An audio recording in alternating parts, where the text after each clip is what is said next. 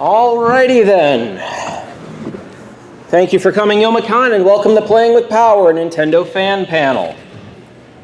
Woo! Yay! Yay! It's Friday night. We can't be this tired, are we? Good there. As I stated a minute ago, we got a charge station. If you got a Switch or a 3DS with a low battery, feel free to utilize it. My name's Nate. I'm Zippo on YouTube and several other places. I'll be taking you through the panel tonight. I've been playing with Power since my 8th birthday in 1990 when I got my Power set. You can see that on my mantle along with all the other consoles. I was Nintendo Power member 062674213. I'm a licensed F-Zero pilot. I've worked at GameStop and Media Play, so I know what goes through the mind of the average person who goes in to buy a video game. Usually it's a parent who's angry that they have to spend money on something they don't understand. I've got over 10,000 StreetPasses from well over 3,000 unique people. And my prize achievement was having the best time in Nintendo Power for an arena challenge, Event 51 to Showdown. Mike? Geographic locations for this is who's our other panelist who is fixing his parking issue. But you asked about my Street Pass. I've got everything but Vermont in America. I've got everything but Prince Edward Island in Canada. I've completed the UK. I've got like 25 other countries. And you, Mike? For me, my Mike, alias One Up Rose, is my cosplay name. Who have been a fan of Nintendo as long as I can remember. Like my very first memory of it is playing a demo station at Sears back in the 80s. I saw anyone hear of the Wizard movie with Fred Savage, which was like the debut of Super Mario Bros. 3. I saw it opening weekend. It's not a good movie, but it was really cool to see Super Mario Bros. 3 for the very first time. I think it was ahead of its time. And like 25 years later, they did that at the Nintendo World Championships with Mario Odyssey. And Mario was actually like my very first cosplay costume way back in Youmacon 2010. And this was the most recent photo I took at Shotokan. And joining us tonight, my wife Kirsten, who made cupcakes. We'll have some trivia prizes throughout the panel, and if you answer one correctly, you can get a cupcake. Speaking of trivia, who can tell me when Nintendo was founded? In the orange, yes. Like 128 years ago. Like that. And anyone know the year? You, sir, with the hair. 1893. Closer. Anyone else? Yes. 1889. 1889. Come on up if you would like a cupcake. The Nintendo Playing Card Company was founded in 1889. That makes it older than the current form of government of over 110 countries, including Ireland, Cuba, Jamaica, and Canada, and Finland, just to name a few. Makes them older than 12 of these United States, the oldest of which are North and South Dakota. AA batteries, Kellogg cornflakes, the NHL, women's suffrage, the NFL, Betty White, and the Winter Olympics are all not as old as Nintendo. But Betty White will outlive us all, no matter what. Let's hope. Yes. Fingers crossed. She's up there. And here's the Kyoto play from the old Nintendo playing card company when they first started out. I could be wrong, but I think it's still on the original building, even though they don't still occupy it. Did they ever repair this sign after the tsunami? You mean like the end that fell off the sign, or? Yeah. Yeah, they did. Okay. So, Nintendo began as a playing card company, Nintendo Koppai in Kyoto, founded by Fushihiro Yamauchi. They had handmade Hanafuda cards to begin with. Had anybody played any Hanafuda games here? Got one hand there. They were offered from Club Nintendo at one point. They were, and I got them. Me too. They expanded greatly in 1956 under Fushihiro's grandson, Hiroshi Yamauchi. Yamauchi traveled to the West. He met Walt Disney in 1959 and obtained the license to have Disney playing cards. That was great success, of course, for Nintendo. Their stock price tripled. Allowed them to be listed on several stock exchanges. And they were selling about 600,000 decks of cards a year. A wide variety, including the standard playing cards, the Disney cards we mentioned, and the racy cards you can see above. While he was in America, he visited the United States Playing Card Company, responsible for brands like Bicycle and Hoyle. He was shocked by how small of an operation they had, and that inspired him to expand. They attempted several other business ventures. The Daya Taxi Company, which was a success until they attempted unionized labor, or I should say until unionized labor hit them. Instant Rice, trying to be as popular as instant noodles were at the time. That didn't work. There's supposedly a chain of Nintendo love hotels a lot of people have heard about, but nobody can find any evidence of this, which isn't to say it didn't happen. But apparently you can't roleplay as Mario and Peach in there, so. Well, you can do that anywhere. People are doing it here as we speak. But not officially. Yeah. It's the one role-playing Mario and Bowser you gotta watch out for. The remote-controlled Chiritoria vacuum toy, that didn't really work, but they did have a line of toys developed by Gunpei Yokoi, the most successful of which is the Ultra Hand, which sold 1.2 million units. They sold about 32 known traditional and 16 electronic toys between 1964 and 1983. And as electronic toys were taking off, video games were taking off. Nintendo had the rights to distribute Ralph Baer's Magnavox Odyssey in Japan in 1974. That was my first gaming system, or at least I borrowed it from my aunt for a long time. Nintendo developed laser clay shooting also with Ralph Baer's patented light gun, developed by Gunpei Yokoi, which was great because bowling had been a fad after World War II, and bowling died out in Japan, so there were all these alleys developed for bowling that nobody had anything to do with, so Nintendo moved in and turned them into light gun shooting galleries. Shooting Trainer, Skyhawk, and Battle Shark. I wonder what Battle Shark was like in 1977. That takes us to Ever Race, the first Super Nintendo video game. It had players predicting the outcomes of random horse races. I imagine drinking and gambling was involved. It broke down a lot, and it helped Nintendo learn about maintaining hardware. And who can tell me the name of Nintendo's first game console? Here's a clue, it was a Famicom. Professor. Color game. Close enough. This focus on this thing sucks. Again, I've got prizes if you come here to get a cupcake or a chocolate bar. And what did I just press? On, off? Well, it didn't turn off. The Color TV Game 6, created by Nintendo in 1977, one of 5 Pong consoles. This one had 6 variants of table tennis, and it sold 350,000 units. Did pretty well for itself. You've probably seen this in Smash Brothers and dismissed it as Pong. So they had early arcade games. There was Computer Othello. There was Sheriff in 1979, the first game developed by Shigeru Miyamoto. Space Fever, which was a ripoff of Space Invaders. Monkey Magic, which was a ripoff of Breakout. And Space Launcher, the game that would be ripped off by Frogger. Can anyone tell me the first portable Nintendo video game specifically? It's not the Game Boy. It's not the Game Boy. No one at all? Can you be more specific? Yeah, you can now. He skipped the frame. Game & Watch Ball. Created and developed by Gunpei Yokoi. Again, come on up if you want something. Inspired by him watching a bored man playing with a calculator on a train. Ball did pretty well, selling 250,000 units. There were several remakes of it, including the Club Nintendo version you see here.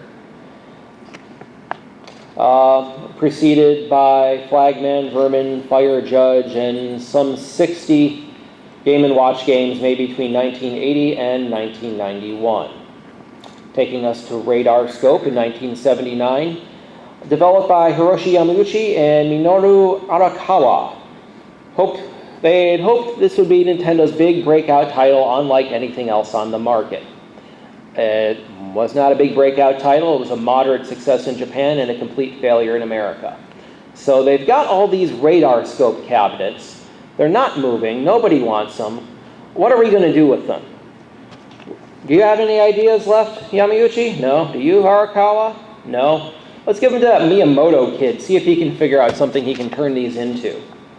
And that takes us to the story of Donkey Kong. Who can tell me the classic love triangle that Mario, Donkey Kong, and Pauline are modeled after? Yes, sir. Popeye. Popeye. Olive oil and Bluto? Bluto, yes. That's close. That's it, actually. Miyamoto was a huge fan of Popeye. He wanted to make a Popeye game, and eventually he would, but he didn't get the licensing rights to it just yet. So instead he came up with Jumpman, Lady, and of course, Donkey Kong. Considered by some to be the first platformer. It was the first game where you had a character jumping over moving obstacles. It worried Nintendo of America because it was so radically different than everything else on the market, like they wanted Radar Scope to be. At that time, it was mostly raiders, shooters, and maze games. So Nintendo of America is having this meeting, and maybe you've heard this story. They're trying to decide what to rename Jumpman and Pauline, or Lady, for the American version of Donkey Kong. And supposedly at that time, it's when their landlord, Mario Segali, knocks down the door demanding their pay for that month. They placated him somehow, got him to go away, and somebody said, hey, doesn't Mario kind of look like Jumpman here? Why don't we call him Mario? Okay, sounds good. And the rest is history. And Tim didn't update the slide, or if he did, he put it at the end. Actually, Mario Segali just passed away a few days ago. So a bit of a somber note. But in any case, as we all know, Donkey Kong was a huge success for Nintendo. They had everybody they could get scrambling to replace the Radar Scope chips with Donkey Kong chips. They share a lot of the same sound effects between them. They're bringing in their wives, their extended families, everyone they can. They can't get these games in arcades fast enough. Side note, the Game & Watch version of Donkey Kong that spun off of this was the first appearance of the traditional D-pad that we all know and love today. So Donkey Kong is making all the money, and Universal Studios says, we want to take all the money from Nintendo. We made a movie. And they sued Nintendo and Coleco, saying that it infringed on King Kong. Can anyone tell me the name of the lawyer that defended Nintendo in such the suit? I see you in the back. Kirby. Good enough. Come up and get cupcake if you want. Jack Kirby was Nintendo's lawyer. Nintendo refused to back down. This lawsuit could have broken them. Nintendo, through Jack Kirby, proved that King Kong was public domain. Universal Studios themselves said so in a previous case. Nintendo got Universal to pay them $1.8 million in damages and got Coleco their money back from their previous settlement. So, Nintendo's got all this money to work with now. They've got all of Universal's money, or at least a fair amount of it. I don't think $1.8 million was all the money back in the early 80s. And that takes us to the Famicom, or the family computer.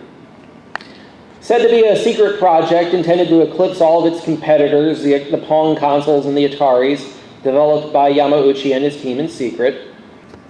It was released with ports of Donkey Kong Jr., and Popeye, followed soon by Mario Brothers.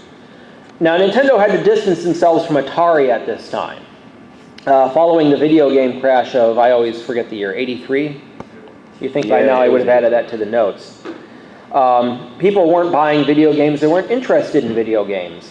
So they had to market the Famicom or the NES as a toy. That's where we got Rob the Robot, or Robot in Japan, the Light Gun Zapper, the Power Pad, the Power Glove. All of these toys and the toy mentality that surrounded Nintendo from that time stemmed from them having to say, we're not E.T., we're not a broken down version of Pac-Man, please give us a try. And it led to a lot of censorship in games that they got flack from at the time. Nintendo of America was open in the 80s about having high standards, wanting to keep graphic or offensive content off their console. It created a stigma that lasts to this day, which makes no sense. For one, back in '93, we got Mortal Kombat 2 fully a fully faithful port. And now, Nintendo's letting games on their console that Sony is censoring. Mike? Well, and also there was like just that Senran Kagura game that just came out on Switch was basically like just letting you touch anime girls, like, so. Which they even had back, they have had that back on the DS. I don't know if it was quite as raunchy as yours. No. By the way, blowing in these cartridges is very bad for them. Don't do it. The one on the top is how they're supposed to look, even after decades of sitting around.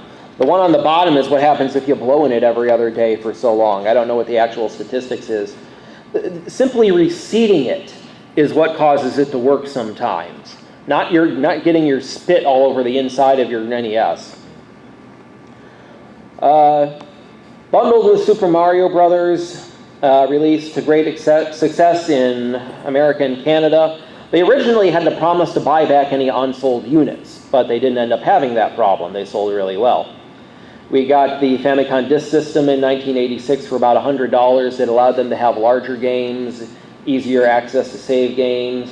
It gave us The Legend of Zelda. It created some piracy issues, as it's going to when you have disks and anytime you let people write their own data. A lot of those Famicom disk games ended up getting ports in the long run anyway, such as The Legend of Zelda. And it's kind of funny now, I haven't read into how to do it, but I've heard of people doing it. You can get the Famicom version of The Legend of Zelda on the Switch thingamajig, the Switch NES. Online, NES Online, whatever it is, it just burns my ass. You just make a new Nintendo account and set your region as Japan and then connect it on Switch. Right. As long as one account on the system pays for online, you can just download the Japanese version. Oh. Right. Yeah, I thought it was pretty much something like that. I didn't know if it was any more complicated. But what I'm trying to get to is the Famicom version of Legend of Zelda has much better sound effects because it had more space to work with.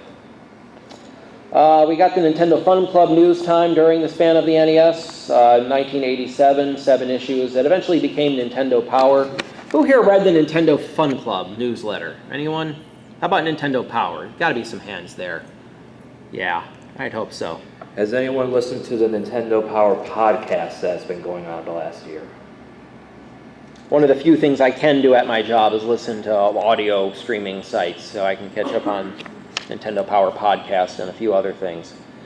A lot of great games for the NES. I can't hope to include them all. I bookend every system section with some of the best games, and I emphasize some. I'm inevitably not going to have some of the ones you like. Please don't lynch me over it.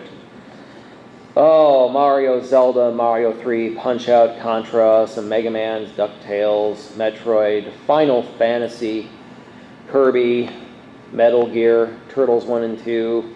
Anybody have any favorites from the NES? Anything they feel really strongly about? I used to remember long ago playing the, I think it was Blaster Master. Wasn't that the one where the kid's frog touches radioactive and then goes into the cave and then he gets into the suit, this little... Yeah, I remember the suit and the tank, and I've been playing Blaster Master Zero on Switch, or on 3DS actually, but it's pretty good. Anybody else in the right in the back? When I was a kid, I would always start Dragon Quest and I'd go through it and I'd never be able to beat it because it was really, really hard. But I just remember playing that for like hours and hours, going through the same stuff, trying to figure out how to beat it. Yeah, by Dragon Quest you mean Dragon Warrior, right? Yeah, who got the free Dragon Warrior with Nintendo Power? Really? Oh, that was like the best promo they ever had by far. Yeah, for a while, if you subscribed to Nintendo Power, they would give you a free copy of Dragon Warrior, aka Dragon Quest. And I remember getting it, and I couldn't figure out how to play it. How do I get past these menus and get to the part where I actually hit the guy with my sword? I'm supposed to hit fight? It doesn't work half the time. This isn't fun. But it grew on me eventually. And I played a few RPGs since then. I really can't do them. Takes us to the Game Boy, circa 1989, intended to replace the Game & Watch. It was the only thing like itself at the time. This is where I would pull up the picture of the 1989 laptop and cell phone. But again, the guy who normally operates this is probably fighting with the police about his double-parked car right now. Came bundled with the first portable version of Tetris. It had great specs for the time, if you can believe it. Made of Nintendium, the hardest, most durable material known to mankind. The charred black Game Boy down there was taken from Operation Desert Storm, where it survived a mortar attack. The buttons can't be pressed. They had to drill a hole in it to put in a power cable, but it still functions to this day. You can find it at Nintendo World in New York if you care to go. Has anyone gone to Nintendo World in New York? Couple hands. Now, who can tell me the real name of this song, if it'll even play? I thought we had music in preview. Hang on, I bet he turned down his volume. Doesn't work, we're screwed.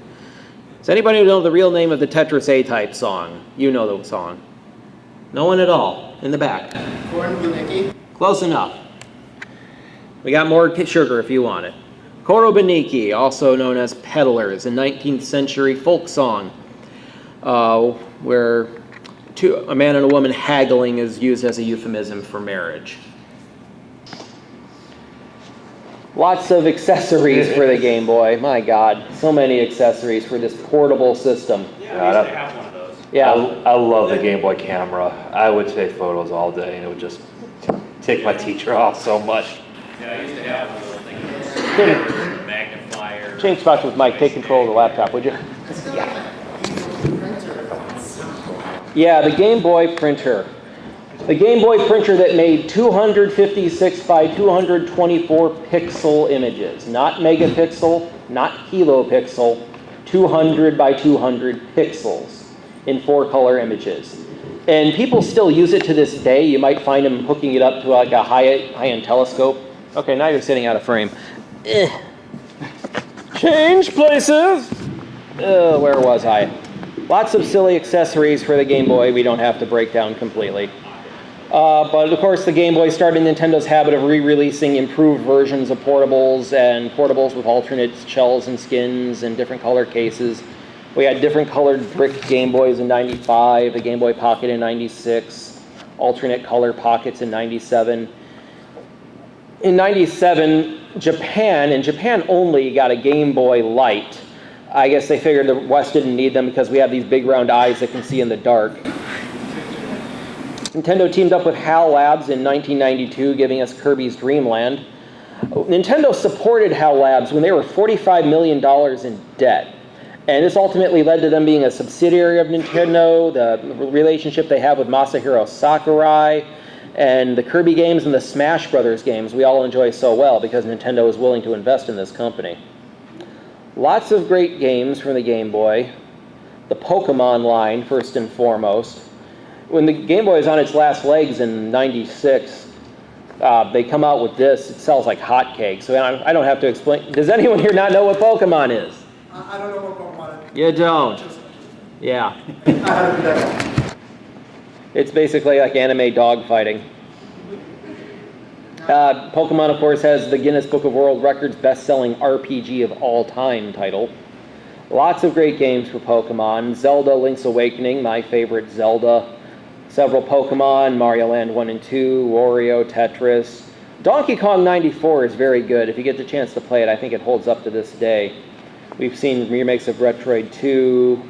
Anybody have any favorites from the Game Boy? Metroid 2? Anyone on the panel?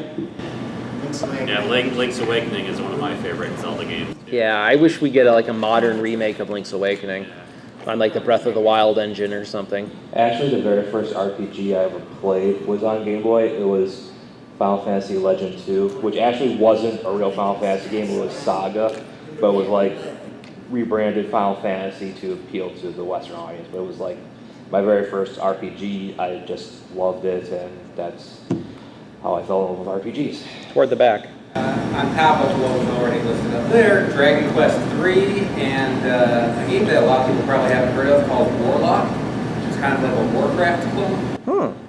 Warcraft on the Game Boy. Yeah, stranger things have happened. And that takes us to the Super Famicom, November of 1990. the system that would be the Super Nintendo Entertainment System. Had to compete with the Sega Genesis and Hudson's TurboGrafx 16, or the PC Engine in the East, which was a lot bigger there than it ever was here. It was the start of the 16-bit wars, of course. Launched with only Super Mario World and F-Zero, but sold out of its first 3,000 units within hours. Reportedly, they had to ship it secretly to avoid the Yakuza stealing the units. Excuse me. Fun trivia fact, the very first Super Nintendo commercial starred a young Paul Rudd in one of his very first acting roles way before Clueless. Look it up it's on YouTube if you haven't seen it before. The first Nintendo commercial? The first commercial for a Super Nintendo. Super Nintendo, okay, that makes more sense. I figured they were probably running commercials for the Hanafuda cards if you looked hard enough. Anyway, controller introduced the shoulder buttons and the diamond button layout we take for granted today. Mode 7 allowed for primitive but groundbreaking 3D visuals. It had really good third-party support, even better than the NES had. It prevailed against a lot of heavy negative advertising from Sega. It was helped by getting Street Fighter a year before Sega did on the Genesis, and they had the superior port. You already had a 6-button controller, better color, better sound, higher resolution. Though it was hurt a little bit by Mortal Kombat. They had the better graphics, better sound, but none of the blood and gore us sickos love. The Genesis version snuck them in with a code. Apparently it's okay if you do that if they're locked with a code that anyone can use. Of course, Nintendo ultimately caved to public demand, despite the government heat on them at the time. The sequel, Mortal Kombat 2, came out with everything intact. Sega would introduce their own video game rating console, but that was later supplanted by the industry-wide Entertainment Software Rating Board. One of the great things about the Super Nintendo, you could put enhancement chips in your cartridges to allow for further enhancements to the game, more processing power. I think some of the games had processor chips in them that were faster than the Super Nintendo's processor. Which also raises the price of the cartridges. Yeah, you go through those old sales flyers for Super Nintendo games, they're like $80. Games like Star Fox, Yoshi's Island, there were 70-some games that use some kind of enhancement chip in them. And with everybody trying to expand the power of their consoles and their capabilities, that led to this CD-ROM add-on fiasco. There was supposed to be a collaboration between Nintendo and Sony. Sony was going to develop a CD-ROM add-on for the Super Nintendo, as well as their own combination PlayStation unit that would play both Super Nintendo cartridges and their own discs. But they couldn't agree on how to do it, and Sony went their own way, and Nintendo went into bed with Philips, developing horrible, horrible CDI games like that Zelda game you're looking at in the bottom, and you've been wondering when is he going to get to it, and how much is it going to hurt. I don't know how true it is, I'm just going off of Facebook headlines, but I hear people have been pushing Philips to make a CDI classic, and they've been receptive to it. So it'll be interesting to see where it goes with that. Anyway, the CD-ROM fiasco didn't hurt Nintendo too much in the long run. 1994, they declared the year of the game cartridge. That was the year they sold their 1 billionth cartridge. And at the forefront of that was Donkey Kong Country, developed by Rare, using advanced computer modeling, giving us beautiful sprites that they could turn to and say, you don't need these 32-bit add-ons. You don't even need a 32-bit system. Look at what we're doing. 49.1 million Super Nintendo units shipped, with lots of great games for them. Mario and his friends, Zelda, F-Zero, Super Metroid, Final Fantasy, we won't get too caught up on the number, Mortal Kombat, Street Fighter, Super Punch-Out, Mario Kart, Star Fox. I know you've got some favorites from the Super Nintendo you're dying to talk about. Earthbound. SimCity. I played a little SimCity on Super Nintendo. I can never buy the airport. I always got stuck at that part, or whatever's after it. I think it was the airport. Cheat code. Yeah, Cheat codes. Money code. That's what I get for not going through my Nintendo powers, looking for tips. Any last thoughts on the Super Nintendo? Contra 3. Yeah, Contra 3 is a really good game. That takes us to, I got another trivia question for you. Can anyone tell me the first North American game to introduce Princess Toadstool as Princess Peach? She had been changed to Princess Toadstool for no seemingly good reason, and she finally came around. Was it Mario 64? Not Mario 64. Was it on Super Nintendo? It was on Super Nintendo. Can it go Mario RPG? It wasn't Mario RPG. She was still Toadstool there. Leighton? Mario Kart. Nope. No, not Mario Kart. I hear her muttering over there. Mario teaches typing. Nope. Yes? Yoshi Safari? Yes. Yes? Yes. Yes. Yes. I've got sugar if you want it. Yeah, I got Yoshi Safari for Christmas one year and I beat it in an hour. My mother was pissed. And that takes us to 1995. And an important lesson history gives us in the Virtual Boy. Who here played the Virtual Boy? Couple hands. Who here enjoyed the Virtual Boy? No. Not as many hands. No. Kind of. I kept trying to figure out how I could attach it to my head or something. I just laid back in my bed and let it sit on my face. That could go All I so know is I had a long. splitting headache for the rest of the day after I played it. I might have been a little disoriented, but I never got a headache from it. Developed by Gunpei Yokoi, who never intended it for it to be released as it was. 32-bit system with 3 shades of red over 128 levels of intensity, with a black background creating a parallaxed depth illusion. Released for $180, roughly $250, maybe $300 today with inflation. Bundled stateside with Mario Tennis. It was competing against its own Virtual Boy. Nintendo sunk $25 million into marketing it. They had it on NBC with primetime programming. And you could go to a Blockbuster and rent it through a special promotion and get a coupon to buy it if you enjoyed it. 22 games released in Japan, 14 in America, considered a huge failure, selling only 770,000 units.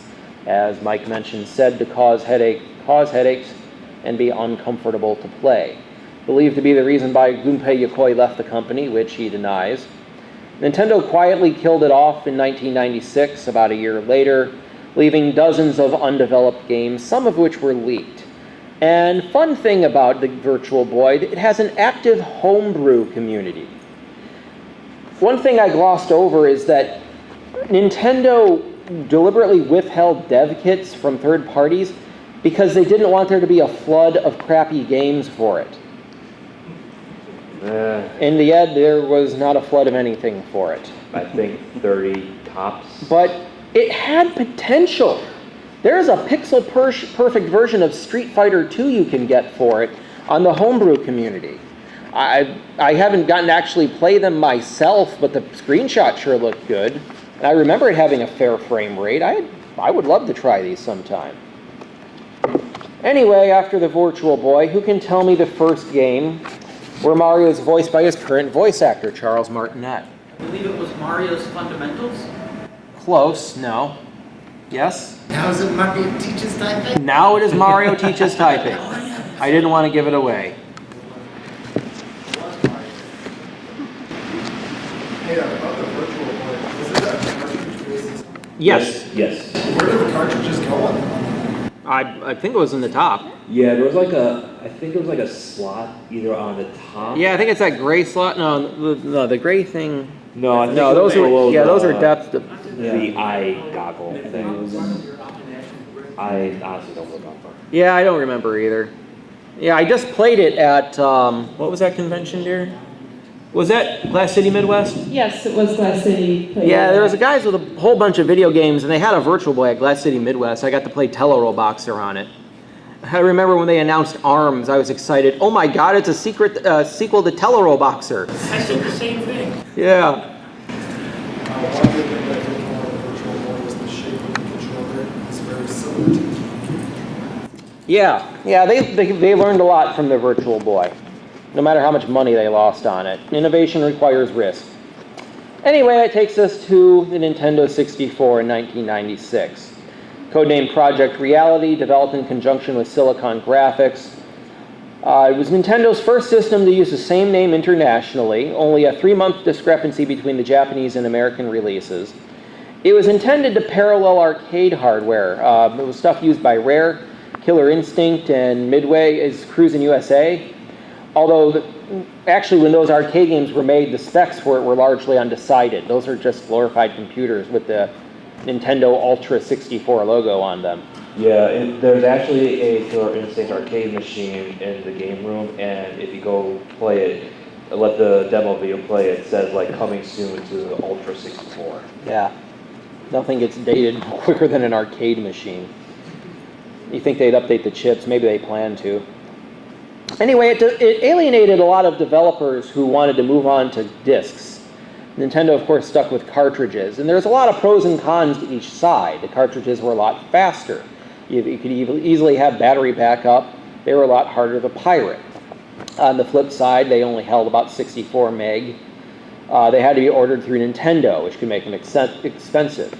Discs, of course, were cheap and easy to mass produce, and they could be ordered by anybody. They held 700 meg, and if that wasn't enough, you could use multiple discs for your game. On the other hand, they had very long load times, especially in 1996. They were easily pirated, easily damaged, and they required a memory card if you wanted to save your game. The 64, of course, competed with the PlayStation, the Sega Saturn, and the Atari Jaguar.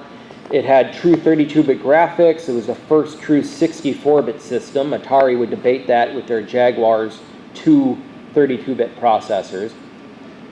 It launched with 3 games in Japan, only one of which was Japan exclusive, Mario 64, Pilot Wings, and I don't think anybody's going to get this one this time. Nobody ever does. Who can tell me the third Japan-only launch game, Professor? Shogi. Wow.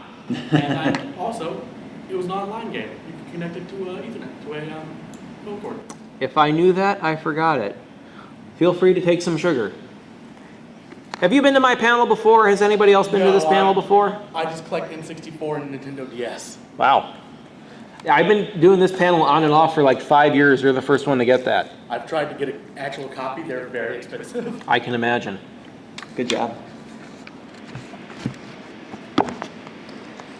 64 sold out at launch, well ahead of projections. It was Time Magazine's 1996 Machine of the Year.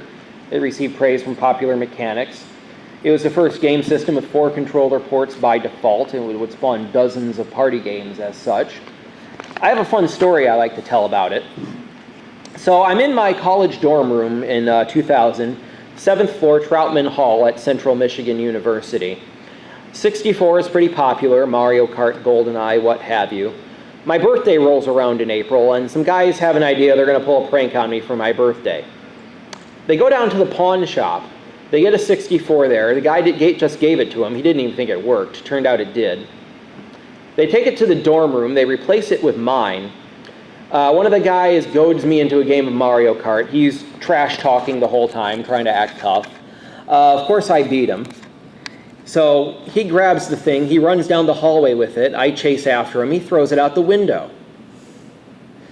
So naturally, I'm mad for about 15 seconds, as you would expect.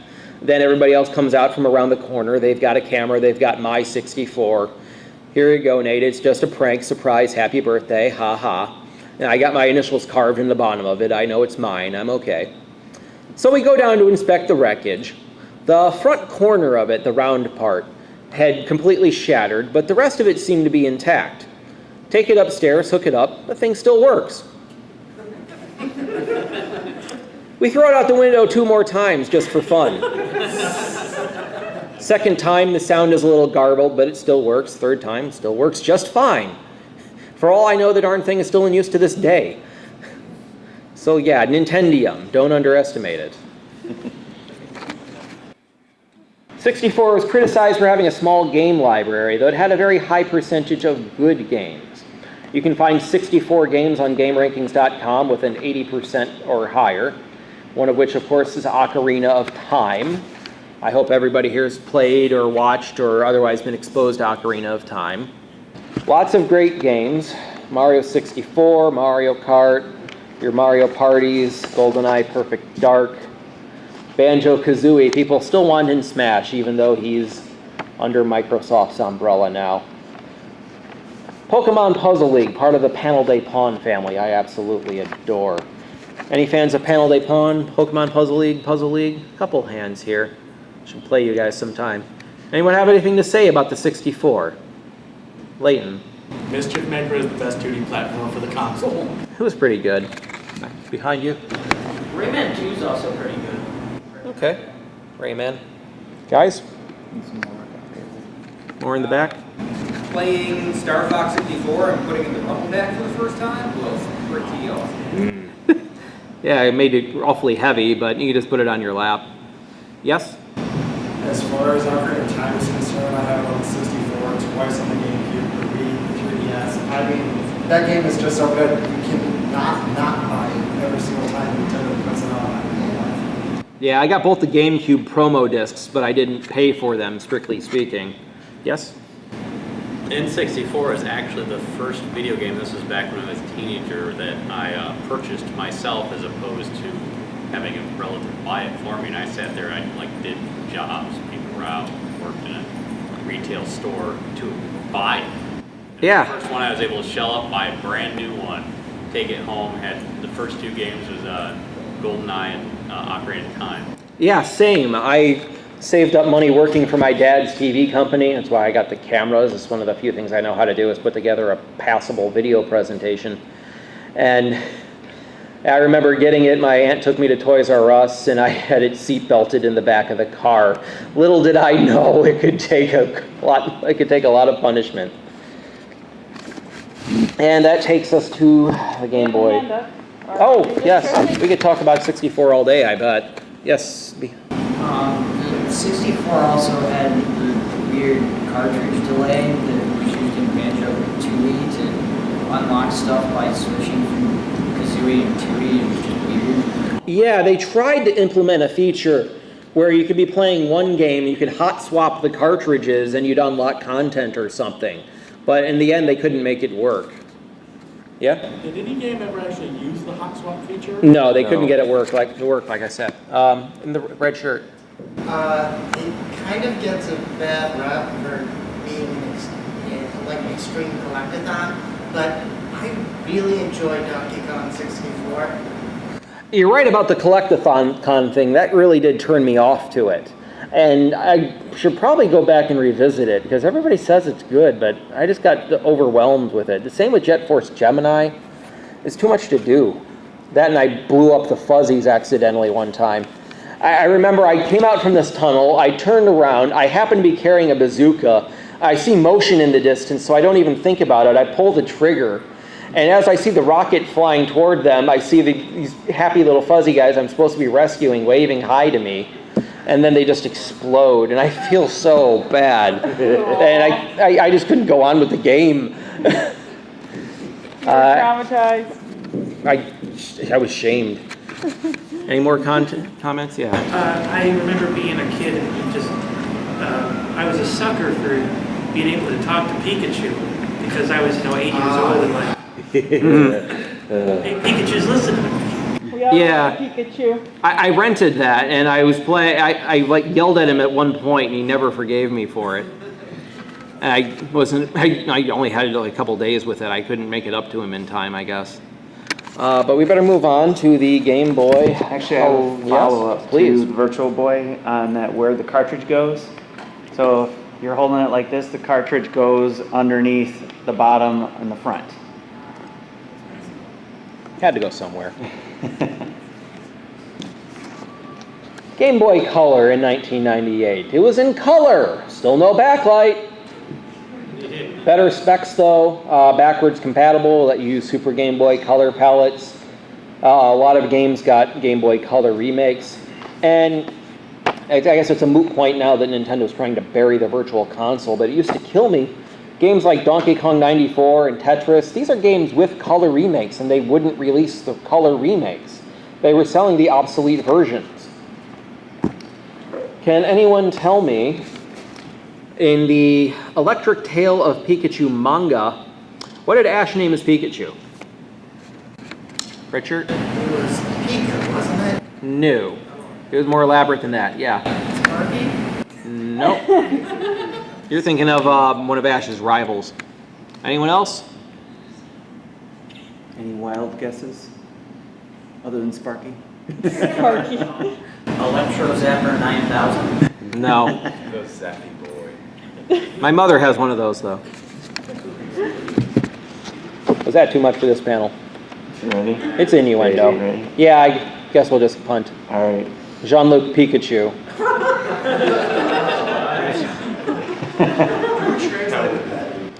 Good question, and I wouldn't put it past him to have that be in the native manga. But in any case, the Game Boy, all the Game Boy models together, or at least Game Boy to Game Boy Color, sold 118 million units.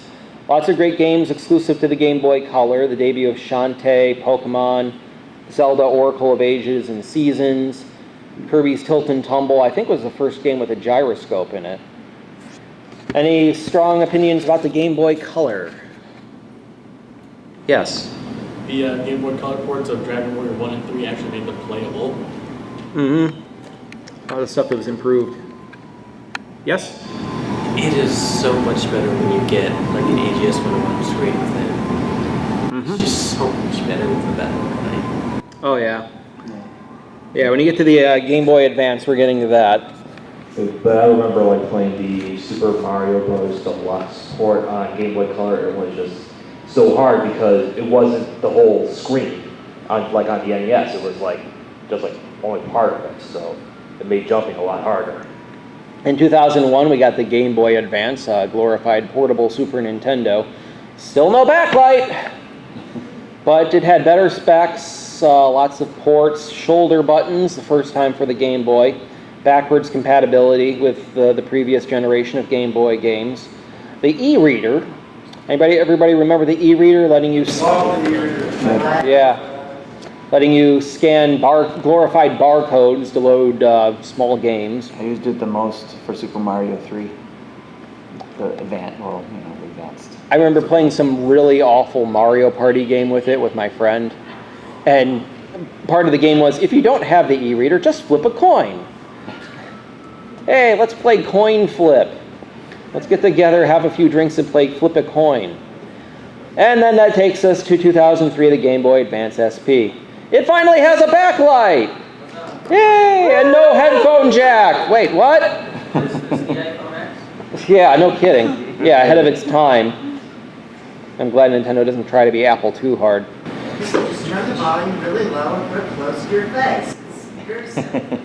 Came in an insane variety of colors and styles. Flip screen, the clamshell design, internal rechargeable battery. And sometime after that, we got the Game Boy Micro. Woohoo. In any case, lots of good games for the Game Boy Advance. I like the Micro. Micro is awesome. Yeah, weren't you talking about the Micro too? Yeah, I had one. I took one look at it and just said, no, I want big screens. Well, that was also when Nintendo was still going with their third pillar with the DS. They're like, well, we're not going to, kill off the Game Boy Advance anytime soon. Then DS took off it. No. Yeah. Well, they added backwards compatibility to it, so Definitely. that helped. Definitely. In any case, Mario and Luigi Superstar Saga, start of a great series. Zelda Minish Cap, often overlooked, very good Zelda. Metroid Fusion, one of my favorite horror games, really. You genuinely feel scared of that SAX hunting you through that ship. Fire Emblem came to America on this. I don't know if it was the first time. Kingdom Hearts Chain of Memories. Final Fantasy Tactics Advance I love. I'd like to see more Tactics Advance games. Any strong opinions on the Game Boy Advance? Behind Leighton there. I have a question. Yes. The Game Boy, the one that where if you wanted to play the same game as your friend, you had to buy a special cord to connect it. Yeah, the link cable. Yes. Did it have a printer too? Yeah. There was a camera and a printer on the original model of Game Boy. I think Japan might have gotten upgraded versions of them, but we never did. Leighton? No, it did. In the back. A little bit of Fire Emblem trivia, if anybody likes it. Martha and Roy were obviously in Melee, and Nintendo brought Fire Emblem over here because of that. But believe it or not, Right. Roy was the main character of Fire Emblem 6, which is 3-day sell, which is the prequel to Fire Emblem 7. No, it's the sequel to Fire Emblem 7. Right. Yeah, a lot of rich mythos for Fire Emblem. Until the following month in Japan. So he came out, or Lloyd was in Melee before he was even in his own game. Okay. Yeah, I think I remember hearing that. Yeah, Tim's got the Game Boy camera, the printer, the link cable, this lovely little carrying case to make it more portable. Wait, go back to that. Yeah. Is that carrying case that big shell thing? Yeah. Plastic thing? Yeah, that would snap that 10-year-old back like a twig. Oh, mine. I still have an original Game Boy carrying case, but it's a little different in that it's longer. And it has like a little slant. Oh yeah, I remember that one. Yes. Yeah, I still have Yeah, there's a couple other ones. And I had the, is that the Handy Boy? Yeah. Yeah. I had that Handy Boy that basically turned it into a tiny home theater. Oh yeah, I used to have one of those too. That would have been a perfect sound wave. Yeah. Yeah, I was proud of myself that I figured out how to wire it up with the portable battery, because rather than have the double A's, I had this big suppository battery that connects. Was that the official one? I think so, yeah. Because I had one of those, the little battery pack that you could plug into your Game Boy. Yeah, it was probably the same one. Wasn't there also like a game accessory for the Game Boy? There were tons of accessories for the Game Boy. We could talk about them all night. It takes us now to the GameCube, codenamed Project Dolphin. It was Nintendo's first disc-based system using 1.5 gig proprietary mini DVDs. It had the awesome controller people still use for Smash Brothers to this day. It had a handle you could use to just grab it and beat people to death with it when they said there was only games for little kids for it. Launched with only 3 games in Japan, 12 in America 2 months later. It was Nintendo's largest launch to date. It competed against the Sony PlayStation, the Sega Dreamcast, and the Microsoft Xbox. It was kind of ahead of the Dreamcast and the PS2, maybe a little below the Xbox in terms of hardware. The GameCube and Dreamcast launched for $200, whereas the other two launched for $300. It didn't play DVDs, but you could get that Panasonic Q you can see in the last frame. They had one in the dealer's room here a few years ago. It was kind of exciting. And it's a beautiful little machine. Plays GameCube as well as DVDs. There's the Japan-only one and one that was region-free. It was criticized for looking too much like a toy. Time called it an unmitigated disaster. It contributed to the childish stigma Nintendo couldn't shake. Despite that fact, it had tons of M-rated games. Resident Evil 4. The director of Resident Evil loved it, and he ported all the games to it that he could. Various memory cards, bongos, keyboard controller you might see online when somebody wants to make a joke, microphones, dance pads, and of course the chainsaw controller. Oh yeah. Don't forget the Resident Evil 4 chainsaw controller. That's tiny. Every one of those came with a unique blood splatter on it. The Game Boy Player allowed you to play Game Boy and Game Boy Advance games on your TV. Hopefully your TV has a backlight. As Mike mentioned, Resident Evil 4 was very good. Super Smash Bros. Melee was very popular on it. You can find 138 games for it on Game Rankings with an 80% plus or better rating. It had a lot of potential. I especially liked Zelda 4 Swords. I only got to play through a few worlds of this because it was so hard to get people together. But if everybody with a Game Boy Advance and a link cable could hook that up to the GameCube up to the TV, and you play this great 4-player Zelda game. You can duck into a house or a cave or something without disrupting the game for everybody else. Then you just come out and go on with things. And this would have been so easy and so great to emulate on the Wii U. They could still do it on the Switch. All the technology is there, and this is a great game that deserves to be played. Yeah, I really hope so, because they are porting Final Fantasy Crystal Chronicles to Switch next year, so yeah, 4 Swords would be like top. Lots of great games for the GameCube, Metroid Prime, several Resident Evils, including 4, Wind Waker, 4 Swords Adventures, as I mentioned, Mario Sunshine, Melee, Soul Calibur 2. I was trying to play Soul Calibur 6 in the game room based on my Soul Calibur 2 skills that I haven't used in years, and of course I got embarrassed. Mom came back. Yeah. Or helped. you have any strong opinions on the GameCube? Metroid Prime definitely was I top love for me. Metroid Prime. Any in the crowd? Leighton? The GameCube, wasn't it the most powerful console of that generation? Because I recall hearing something about that, and also that a group of people was benchmarking the GameCube, and it was dropping frames with the room being cold, so they lit it on fire as a joke, and it actually started performing better. I haven't compared to spec sheets. I think the Xbox might have been a little stronger in terms of horsepower. Hand in the back. I was just going to say, a friend still has their GameCube stowed away that gets pulled out when parties get particularly intoxicated, so we can play Mario Party 5, which is still the best Mario Party. Yeah. In my opinion. And it's so sad because every time there's a Mario Party game, it inevitably gets bad reviews because the reviewers are just one person sober in an office. That's not how Mario Party is supposed to be played. Yeah. I'm not saying there aren't bad Mario Parties, including the ones on Mario Party 1 on the 64 that they had a class action lawsuit against them for. Look that up when you have a chance. Which is why that one will never be on Virtual Console. Yeah, you'll never see Mario Party 1 again, but they moved on to Super Mario Party now, so there's really no reason. Yep. Back to the GameCube when they take all of your stars right before the end of the game. Yeah, I touched on that earlier. I actually remember playing Star Wars Rogue Squadron or something on the GameCube. Yeah. Yeah, when I was a little guy, I always played Actually, Mario Sunshine. And I always the original Rogue Squadron is on the N64, I know, because I still think I have it. It sounds right. Yeah, it was I think they made it like N64 first, they and made then it a sequel. or Yeah, the GameCube version was a near launch title. I remember playing that with my friends. Were there any other hands? Touched on Crystal Chronicles. So you were supposed to get team up and talk about which map you got. Somebody got an overworld map, somebody got a treasure map, somebody got a monster map, and then the monsters like stats. I always loved getting the GameCube with the Game Boy player and putting that on the second TV next to it so everyone could see what you saw, see if you could talk to them. Yeah, when I win the lottery, I'm going to stock up on GameCubes and Game Boy Advances and have parties for Crystal Chronicles and Four Swords.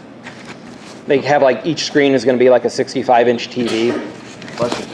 I still have the link table for the Four Swords, and I do have Four Swords itself, actually. Oh, yeah. Over here? Yes, did you have something? I just wanted to go back to the N64 because I just remembered for some reason in like 2007 and 8, my first console was an N64.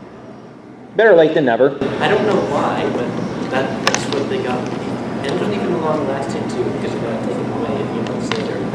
Right. Unless lightning strikes it, ain't going to break from old age. And those games are always good. They don't get old. Let's hope you have a sharp controller to use them on. Okay, so who can tell me where Captain Olimar from Pikmin gets his name? Behind Leighton, yes. I believe it's because in Japan his name is Orama, which is an anagram of Mario. Yes. Again, we have lots of sugar. Captain Olimar of Pikmin making his debut on the GameCube, and now he's beating people with Pikmin in Smash Brothers, even though he's supposed to be the size of a quarter. That's the funny thing. They said Ridley was too big, but then you've got Olimar the size of a quarter beating up everybody else. Takes us to the Nintendo DS. DS can stand... we got a fan of the DS. I would hope so. DS can stand for dual screen or developer system. A lot of games use DS in their title, like Advance Wars Dual Strike, Castlevania Dawn of Sorrow. Of course, had the dual screen design. The bottom screen is a touch screen. The clamshell design that auto sleeps when you close it. The birth of Nintendo Wi-Fi connection with local and online internet. Had to compete with the Sony PlayStation Portable, the first significant handheld challenger Nintendo ever really had.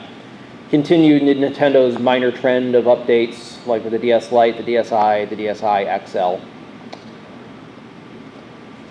We touched on the three-pillar earlier. Nintendo is trying to push a home console, the DS, and the Game Boy. but that really just didn't last, and we all knew it wouldn't. A lot of good games on the DS. I like Bowser's Inside Story. Mario Kart DS was maybe my favorite Mario Kart. More Zelda, more Pokemon. Animal Crossing was very good on the DS, much more convenient than it was on the GameCube. More Tetris, Nintendogs. My wife here loves Nintendogs. She plays the 3DS version, of course. Anything to say about the 3DS? This, by far, is one of my favorite handhelds before the Switch came along. But I liked it because of the innovation, especially when they used things like the clamshell itself in the Zelda game as part of a gaming mechanic. Oh, I was stuck on that for like 2 hours. So this was one of my favorite systems. Yes. I remember when the 3DS was first coming out, I was just like blown away, thinking like, it's 3D and you don't need like glasses or anything. This is some sort of crazy feature. Right, we're talking about the DS, though. We're still getting to the 3DS. Sorry. Getting ahead of yourself there. It's all right. People do that. It's okay. Yes, the lady. For my birthday this year, I was actually gifted an old DS Lite with the original Nintendo and the old DS version of Guitar Hero. Yes. I had that. Yeah. I played Guitar Hero to the point that the controller died on the DS. And so, for nostalgia purposes, my boyfriend and my brother paired up to find an old DS. And honestly, it's up in my hotel room, and I play it. That's great. Yeah, the first model of the DS had a Game Boy slot on it, and developers used that sometimes for like a Rumble cartridge, or in the case of Guitar Hero, there was a mini guitar peripheral you could jam in it and try to play guitar on it, and apparently it was good enough for her to wear it out. Yes? Great Kirby games on the DS too. I remember I played a bunch of Superstar Ultra and some of Mass Attack actually. Pretty unique games. Did you say Mass Effect? Mass Attack. Mass Attack. That makes much more sense. The Canvas one too. DS is the second best-selling console of all time. Indeed. I don't have the sales stats here, but I believe you. One of the games that's not here that I really liked, not a lot of other people liked it, was the Metroid Pinball game. I love Metroid I really Pinball. love that game. I love pinball in general. Yeah. That game was actually better than Metroid. The Hunters game, yeah. Yeah, I never played Hunters. I liked it, yeah. So after the DS, oh, okay, you got time. Yes, Leighton. The DS, yeah, best system ever, first of all. What's interesting about the DS is it actually had a lot of multimedia features that Nintendo never used. You had to either hack it or have a flash card, but it actually could play AVI files, MP3s, and I just find it interesting that it's actually Nintendo's first console to do that before the DSi and all that. Right, well, they just didn't. That makes sense actually, because Kirby Superstar Ultra had the little CG cutscenes. well, as these game systems get more and more advanced, they're basically more and more like a computer. And the more like a computer they are, the more prone they are to hacking and doing whatever you can program them to do. Computers are really only limited by their horsepower. Yes? I forgot, did you guys say in the Game Boy Advance that they also experimented with Wi-Fi? I didn't really touch on that, and we're just an accessory, kind of a footnote. Yeah, I can't go into too much detail on everything here, or we'd be here until, closing ceremonies. But we'll move on now from the DS to the Wii. No, Wii. There you go. I really wish they just stuck with the codename Revolution. Yeah, but it's thought that they dropped the codename Revolution because it might be too confusing with Xbox 360. I don't know if I believe that, but what they decided on was not what they should have gone with. Of course, it's hard to throw stones at the Wii's success. Revealed at E3 in June of 2005 with a motion controller, later revealed at the Tokyo Game Show in September of 2005, prompted Sony to drop their Batarang controller that they had been planning and haphazardly slap motion controls on the new version of the DualShock. So let's go over what happens when Sony tries to think for themselves here, or at least a history of the things they've stolen from Nintendo, Tim, help me with the mouse cursor here. We, of course, have the NES and the NES Max controller. I love the Max controller, which evolved into the Super Nintendo controller, all of which were blatantly ripped off into the original PlayStation controller. After the Nintendo 64 introduced an analog stick, Nintendo would say, or Sony would say, hey, we've got 2 analog sticks in our stick. Aren't we original? They added Rumble, and Sony re-release adding Rumble as well. The GameCube controller really didn't have that much to add, so Sony didn't really change anything. And you see that silver boomerang down there? That's what happens when Sony tries to think for themselves. One of my favorite comments online after they revealed that was, I can't use this, I don't have lobster hands. They actually released this flash video showing you're supposed to hold it in some kind of funny way. So this is a golden opportunity to package it with the last Batman Arkham game. Yeah, no kidding. Well, you could throw it through your TV like you did, like everybody did with their Wii remote. The Wii remote, of course, had the motion controls that had people slapping each other and their televisions, and Sony would steal those gyros and put them in the DualShock 3. One minor design that Microsoft sort of innovated was the analog shoulder buttons, also ripped off into the DualShock. There is more to this story, but we only have this limited picture, and I could bash Sony all night, and you probably don't want to hear it. I hope there's no Sony fans here, because Nate will tear you apart. As long as they're Nintendo fans too, I'll get over it. But yeah, they had this design with all these happy people, how these happy actors pretending to play video games in front of cameras in well-lit houses. Created an identity crisis for Nintendo with the Wii. You know, it was truly a system for everybody, but Americans hear everybody and they think little kids. There were a lot of games for little kids, as well as a lot of shovelware, but there were a lot of great serious games that simply didn't sell very well. They were difficult to get for over a year after launch. I know I had to wait in line outside of a Target in 15-degree weather. Let's see, launched in late 2006, and I think I got mine in February of 2007. Who here stood in the line to get their Wii? A couple hands in the back.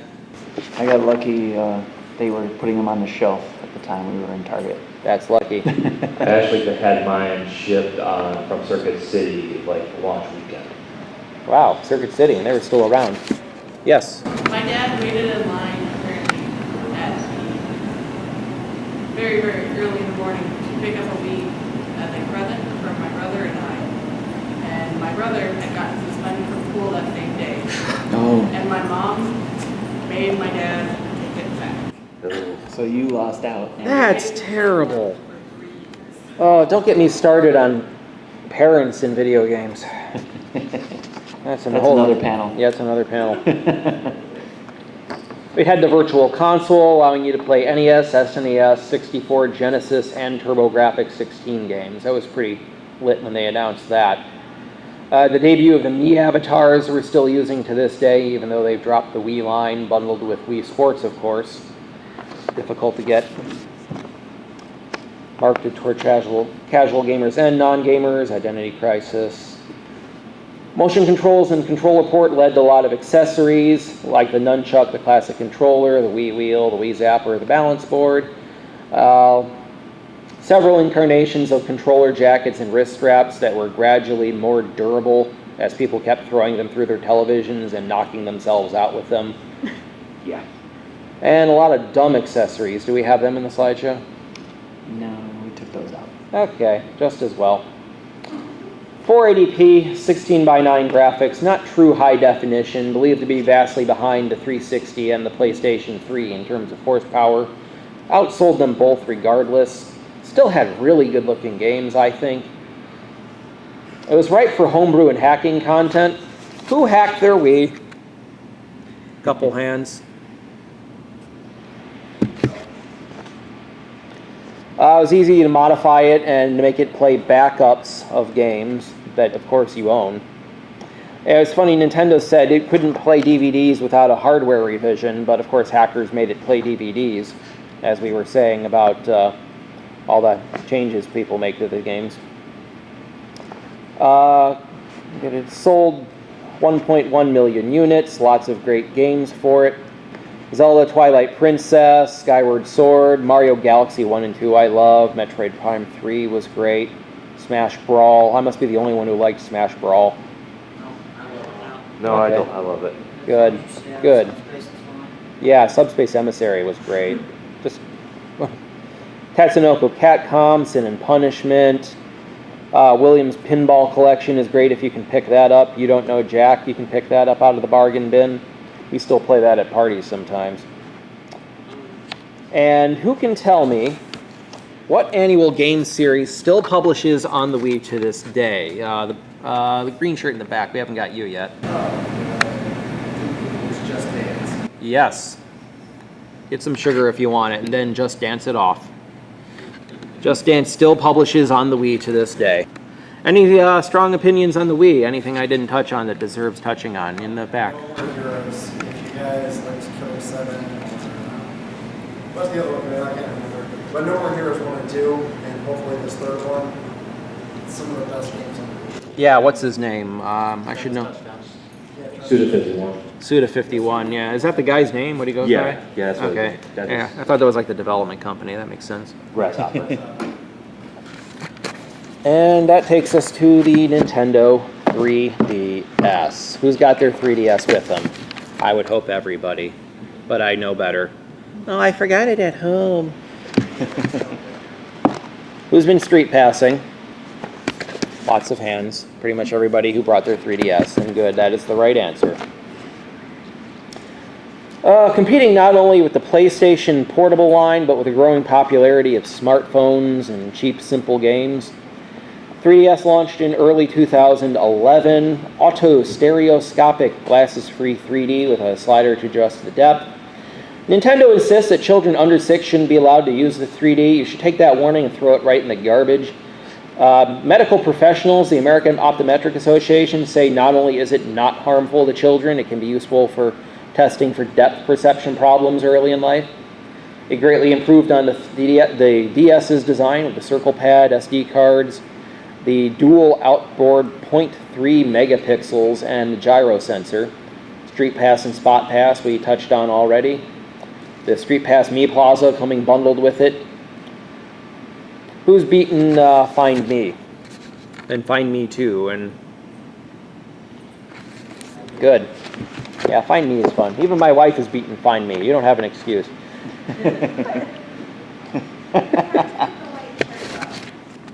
You need a white shirt? Yeah, you have to get somebody with a white shirt to get through the dark room. You have to get somebody with a certain shirt to get through a lot of rooms. No, but the white shirt is the hardest one. Okay. Get a second system. Usually the brown is the hardest one to get, but nobody wants to wear a brown shirt. It's going to be tough for you if everyone around you is public food. Sorry. Yeah. Or you just ask your friend to change their shirt for a while.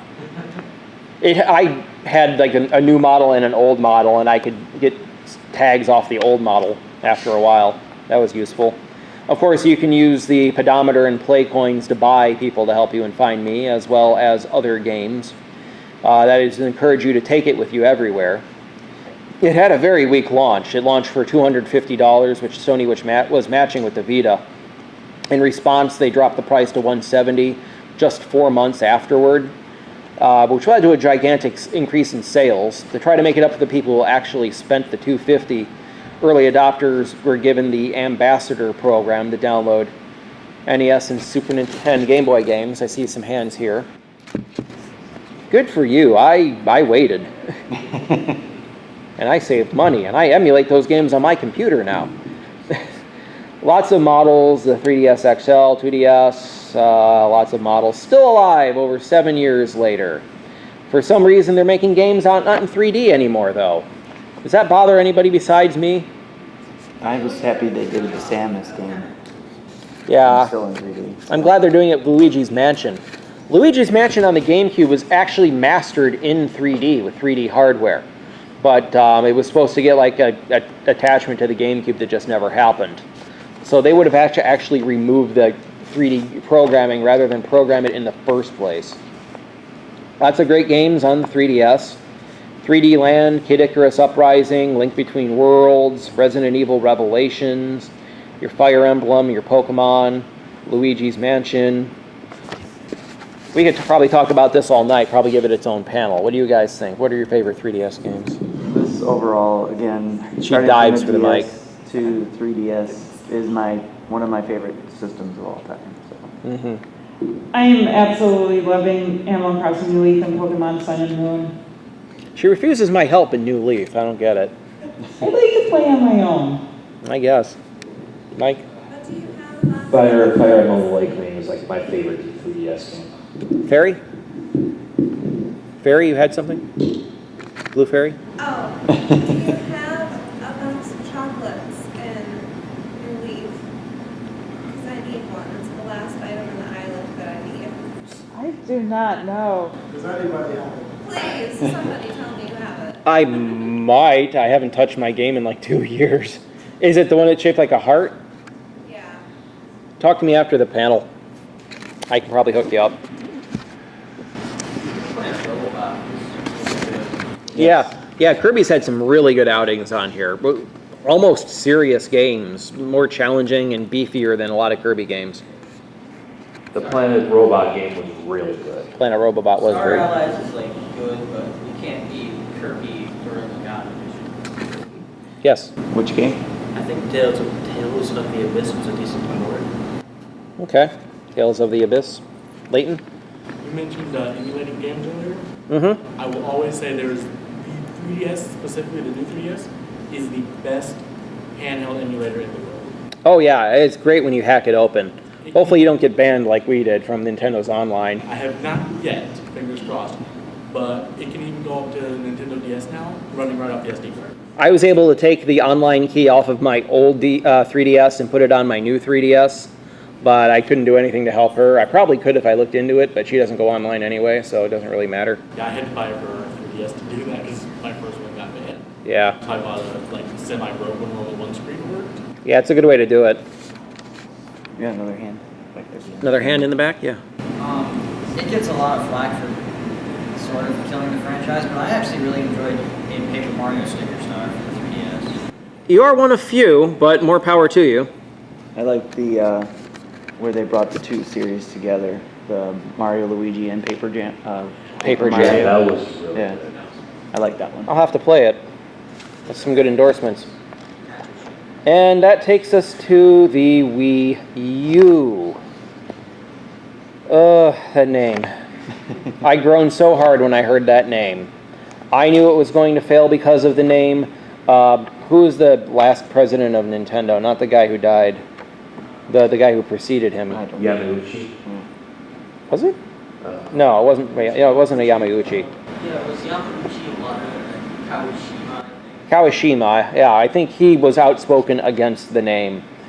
But they revealed it in late 2012. I should say they revealed that at E3 2011. People were confused, and Nintendo knew it. That presentation was just so vague. People thought this was some kind of accessory attachment to the Wii, and for some reason that didn't interest them, in part because the Wii was already...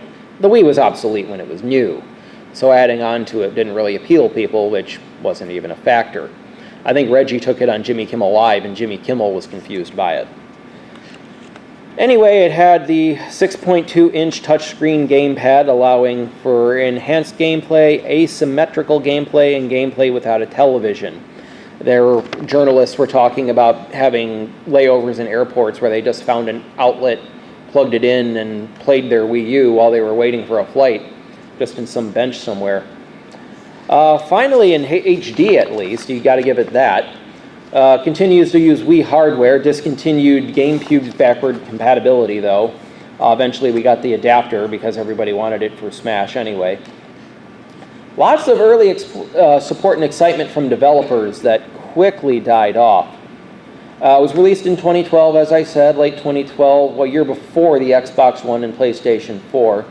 There was a basic set nobody wanted for $300 and a deluxe set slightly more than nobody wanted for $350. It flopped.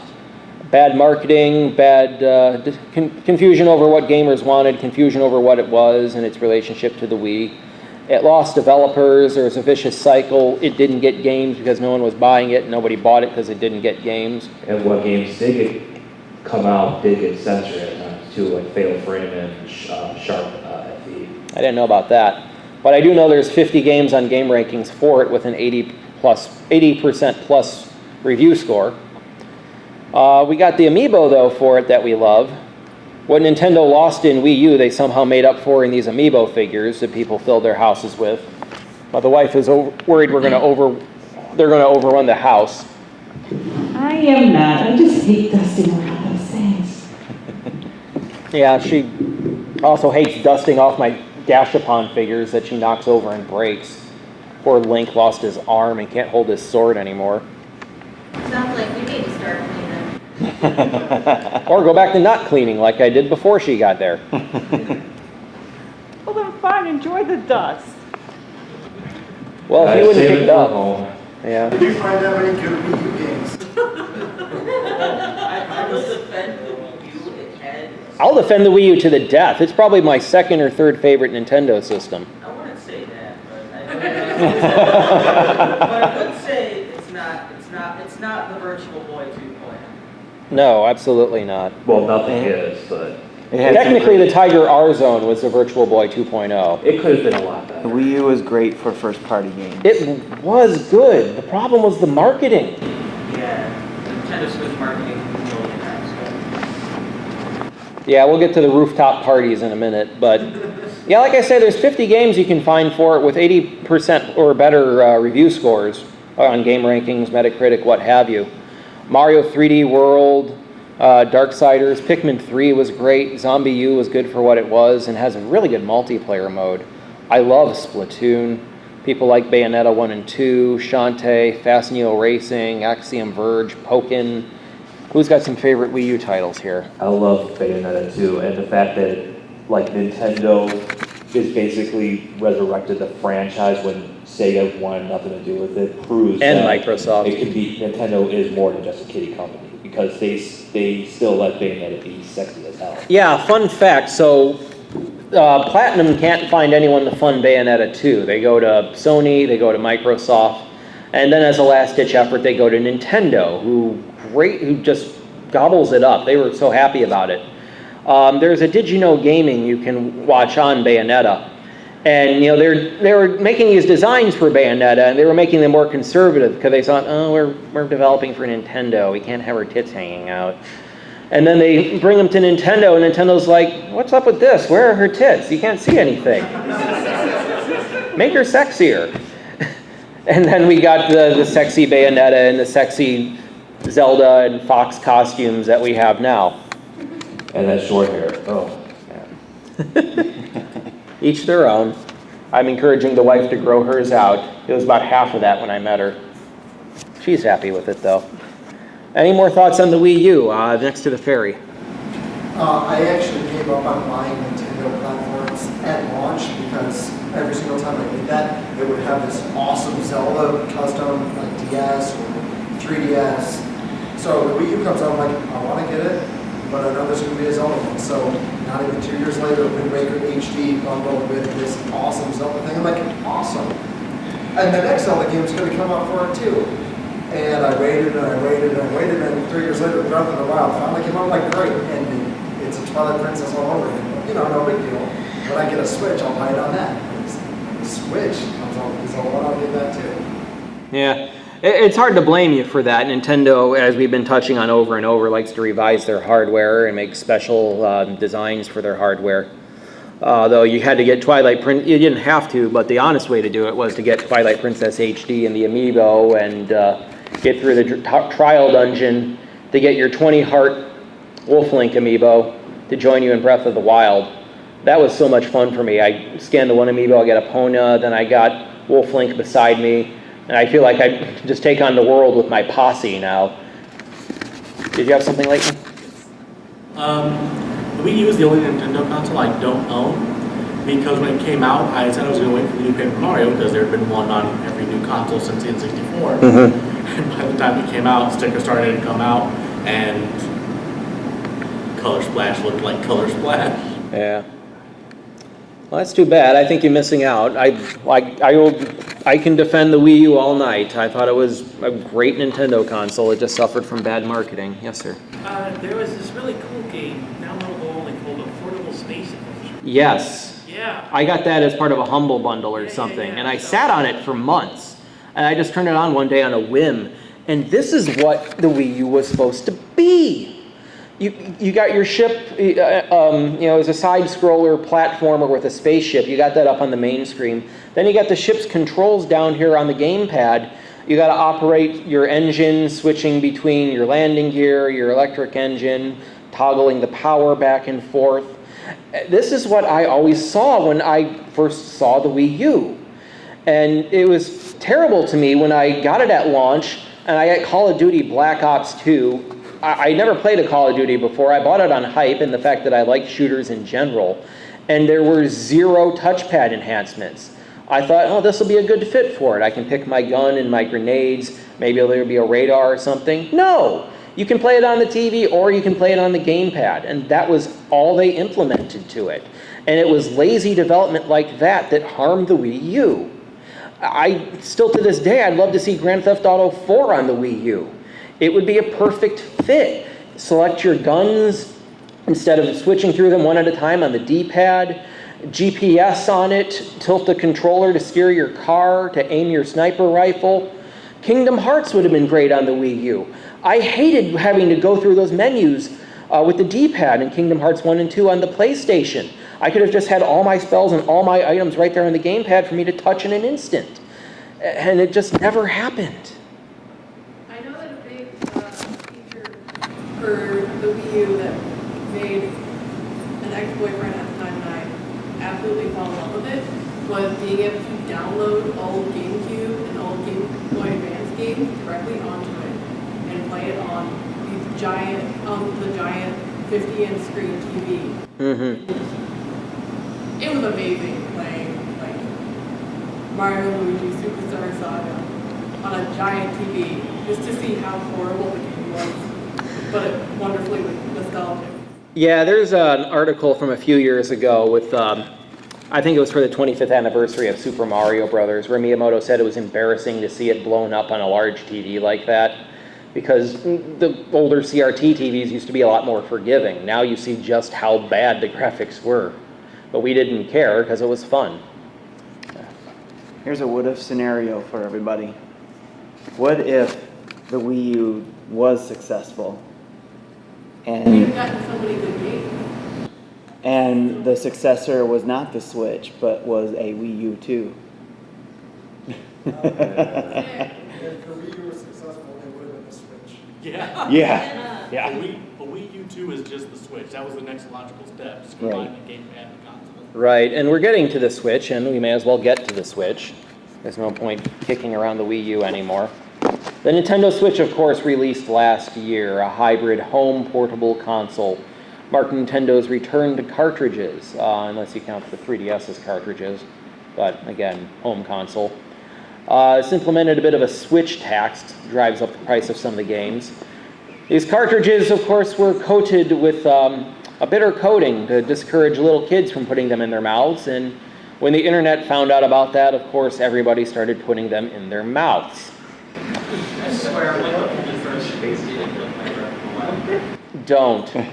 I accidentally. So you're not alone. I did it by accident one day. I was just switching them out. I put one between my lips to free up my hands, and it was like kissing a tire fire. Do you have much experience with that? I can only imagine. And accidentally like wiping my lips. And a few minutes later I took a bite of a sandwich and I could just taste it. Yeah. It doesn't go away. It was there for like an hour. Yeah, it takes forever to go away. You can rinse your mouth, you can wipe your lips down, you can do whatever you want. That taste is going to stick with you for a while. Yeah. You're actually the second person that has said that the taste was similar to a tire fire. Well, then that tells you that I'm right, or at least I'm on the right track. There's no accounting for taste. Mark Nintendo's return to success, although we're getting ahead on the slideshow, but that's okay. Had a lot of third-party support, has a lot of third-party support with lots of indie hits, lots of ports of great Nintendo games that fans missed because maybe those systems weren't popular.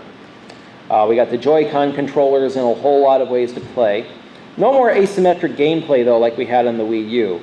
And it stinks because Breath of the Wild had to be dumbed down to be put on the Wii U. There are early videos of Miyamoto and, I want to say, Aonuma playing it together, and they were using touchscreen functions, and all those were taken out for the Wii U version, just so it wouldn't outclass the Switch version. We've got Labo now for the Switch. Any fans of Labo in the house? Not one. Yep, I am actually. I would like to see Smash looks cool, I guess. The vehicle one is. Yeah, I can see where that'd be useful. It's certainly, it's a nice accessory if you got Mario Kart. I've got so many, I've got like 80 amiibo in my house already. All these Pokemon I can't stop buying. We're missing one. You're cuddling Piplup. Hi, Piplup. Yeah, she has Piplup. There's an accessory for storing all the cardboard, another cardboard. Of course. What else would it be? You can see Nintendo's marketing. They're literally selling us cardboard. All right. Right. $60 cardboard. I guess it's moving enough that they can keep with it. Of course, it has a controversial, their first paid online service, added a year and a half after launch. It's only $20, but it's severely lacking in features. People are not happy about it. If you can't see on the screen there's their reveal trailer for it. Thumbs down, 57,000. Yeah, as opposed to the 10,000 thumbs up, not even 10,000. I don't know, like, it can work. I just think, like, if they don't want to do dedicated servers to keep the price cheaper, I think that's fine if they have good net code. If they put, like, SNES games on there and have more deals, then I think it's fine. It has potential. It can be better, but it's not better. All I know is that I've been getting much better results in Splatoon 2 since it went paid because I haven't been like being matched with like little kids who can't play the game. I get matched with people who know what they're doing. Probably the most insulting thing about it is when you play one of these games, you're not connecting to Nintendo's servers. It's a peer-to-peer connection. You're connecting to the Switch of one of the people you're playing against. And if that person rage quits, it's game over. Yes? Quick one. Is that $20, like, what's the pay period for that? $20 a year. That's not terrible. Yeah, it's cheap, but it's cheap for a reason. Yeah. And it used to be nothing. For the longest time, it was nothing, and now it's not nothing, and people like myself are mad about that. It's free before, now we're going to pay for it. Yeah, and they have other features with it. You can play the slow bleed of NES games they're adding. Some of them have online play and online features. The single worst feature of Switch Online, which is that you need it to be able to be allowed to buy the special NES controllers that only work with Switch Online. Well, yeah, if you have the subscription, you can buy these Bluetooth NES Joy-Con, but those, you say that's a bad thing. They only work with Switch Online. Yeah, you have to, I get it, you have to have Switch, and they only work with Switch Online, not even with offline games. You're much better off to go to the dealer's room. They have these great Bluetooth Super Nintendo controllers, and those work with any Switch game. Save your money for that. There actually were Super Nintendo controller icons. Well, the Grinch just showed us how reliable leaks are. I don't think that's leak. I think that's a mock-up somebody's passing off as fact. It wasn't a leak, it was actually data files. Oh. It was a ROM dump, not ROM dump. Pay attention to E3 next year, I guess. Yeah. It was code diving, and they found it, which led a lot of people to believe that SNES Online would be coming soon. Yeah, because I just can't see them only going with like NES. That just doesn't make sense. Like, hopefully they won't charge extra on Switch Online when they add new consoles. It's essentially become the evolution of Virtual Console. That's the plan. And it's Netflix is what I like, how I like referring to it. And it's not what I like. I would have liked to have all these games that I've been buying since the Wii on one account, playable forevermore on future Nintendo games. But apparently that was too much to ask for. But the Switch is doing great. There's lots of great games on it. There's lots of great games coming to it, even if we don't have a lot of apps we take for granted, like web browsers and YouTube. And it's weird, every time you sign into Facebook to post something on the Switch post. What is it called? Is it called something? Well, you can sign in, you can post things to Twitter and Facebook on there, and it even shows the Facebook website when you're signing in to do it. Yeah, but they don't want you to use the internet browser to hack the Switch. Yeah, it's like it's there and it's locked down. It doesn't make any sense. I guess they figure you can use your phone for it anyway. Nintendo just wants to make it a dedicated games console. Yeah. Which isn't wrong, nothing wrong Well, with that. but at the same time, it's a computer. Why not let us use it to compute things? What's the downside? I don't know. I just want Crunchyroll, and then I can have like the ultimate portable Wii machine. Yeah, as it is, I'm using my Wii U to power my YouTube and Netflix. I think you're right with the hacking though, because that was actually the first way that the 3DS could be completely custom firmware was the internet browser. So, and with Nintendo's weird security regulations on the Switch anyway, it would make sense that they're just like, all right, no security for browser. That's also why Switch doesn't have like the QR scanner, because that was another way people could hack the 3DS. Ridiculously easy way. Yeah, and I could give a whole other rant on the QR scanner and the lack of use of it on the Wii U and 3DS, but you don't want to hear that. You also probably don't want to hear this long rant I have about how everybody makes fun of Nintendo for publishing the same few games over and over again, when in fact they have like 37 major series. But skip the top games for the Switch. We did skip. So far. Well, I touched on them briefly, but yeah, we can at least talk about the Switch. We've got a few more minutes left here. Breath of the Wild, of course. I played it on Wii U, but a lot of people like it portable on the Switch. Mario Odyssey, very good. I love my Splatoon 2. Elder Scrolls. I hope we get to see Fallout 3 in New Vegas and maybe even 4 ported at some point. Octopath Traveler and Xenoblade, a lot of people like. Ports of Doom, Wolfenstein is coming, Dragon Ball Fighters. Yeah, and actually there's a really, next year, has anyone played that PC game Valhalla, the bartending game? Yeah, it's coming to Switch next year. It's really good. Yeah, I'm probably gonna get Diablo for Christmas, so it's on my wish list. Who's got their Switch with him here today? One hand. Who doesn't have money for a Switch? I saved up my Discover card cashback bonus and got $300 worth of GameStop gift cards. But then I had to buy the bundle from GameStop to get it. So I ended up paying basically a $100 premium. I had to buy ARMS. I had to buy a $20 memory card for $40. And I think there was some other item in that brought it over $100. Anyway, I overpaid just to get it. Oh. $600 trade credit. I had no choice. I'm not just gonna. I can't believe they gave you $600 for a Wii U. It was every system. Oh. It was every system I had. It was just a Wii U, and then I traded in all the games. I just put it. I was like, all right. That makes me sad. Because I hacked my Wii U and I've got all the good games worth having on it. Like 100 some games.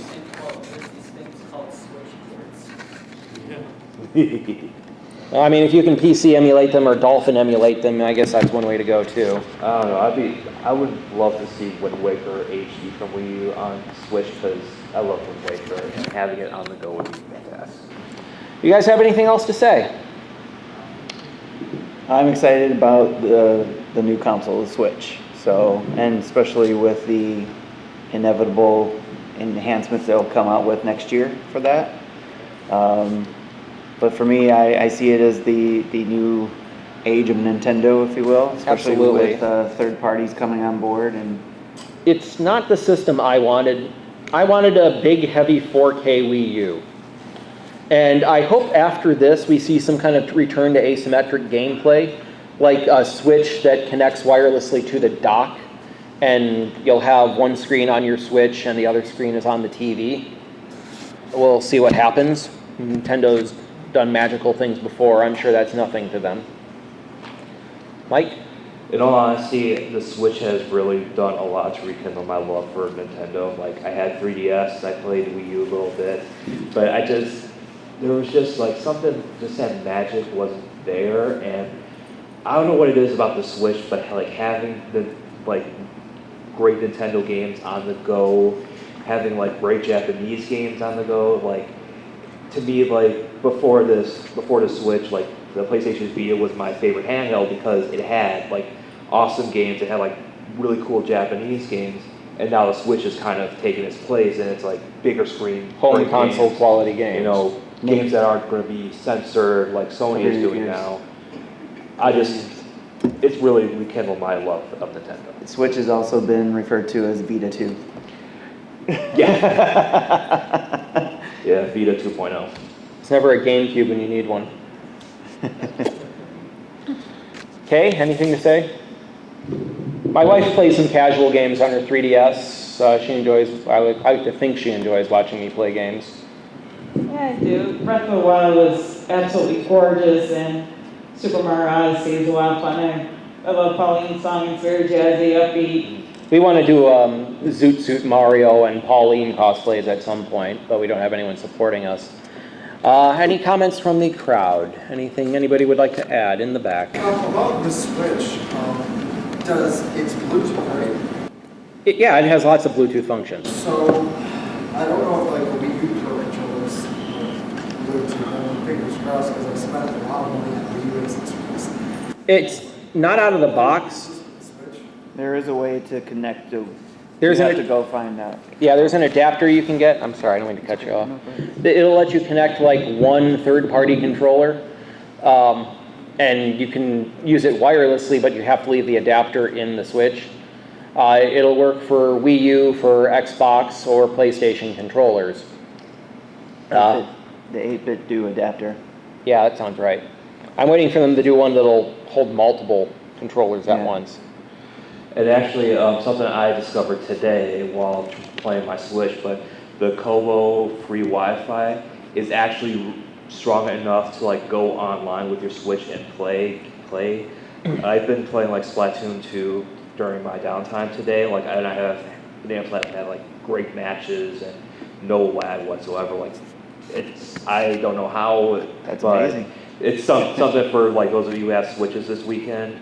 You know, you can still connect online and Kobo and play online. Anything else from the crowd? Anything at all? Doesn't have to be Switch. Does it take micro SD cards? You said you got to buy an SD Yes, it takes micro SD cards. But Black Friday's coming up soon, so there are going to be deals on SD. You're going to want to get at least 64 gig. At least a 64. So what you're telling me is Waluigi can't be in Smash, but Piranha Plant can. Yes. Yes. Yes, and Jenna will never be in Smash. Genos might as well be dead. Well, Gino's a spirit in the first place. Yeah, but He's just this little star spirit that inhabited a puppet. Heart, music note, yeah. Yeah, I think Piranha Plant has more ambition than Waluigi, because Waluigi declines to go on adventures with Wario. He just wants to go like go-karting and playing golf and stuff. That's why he'll never be more than an assist trophy. What are you guys' dream characters for Smash Brothers? Active or what we're anticipating playing? Just whatever you want. Chris. There's going to be a lot of characters in this game. I love Ganondorf. He's a heavy hitter. I like Jigglypuff. Jigglypuff got me my best time in Melee for the Event 51, the showdown. I'm going to try to get good with Inkling, but they seem pretty complicated.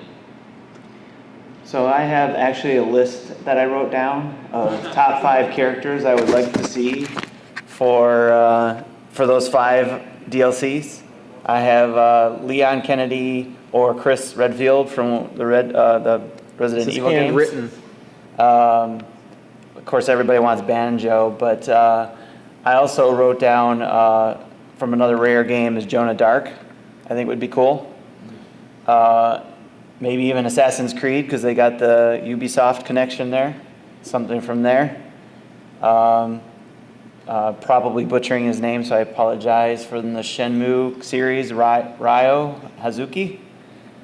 And then maybe even Scorpion / Sub-Zero. personally, I really wanted to see Rex and Pyra from Xenoblade 2, but I know I know, like, Sakurai even mentioned in the Direct this week that there's the costume, so at least there's that. My reasonable request for Smash Brothers, I wanted Kat and Anna from WarioWare to be a tag team like the Ice Climbers. If I'm going to shoot for the moon, I want to see Ken Griffey Jr. in Smash Brothers. I seem to be the only one calling for that, but you know, That's a good one. He had his face on a bunch of first-party Nintendo games. I don't think it would be too hard to persuade him, but I don't know what he's doing these days.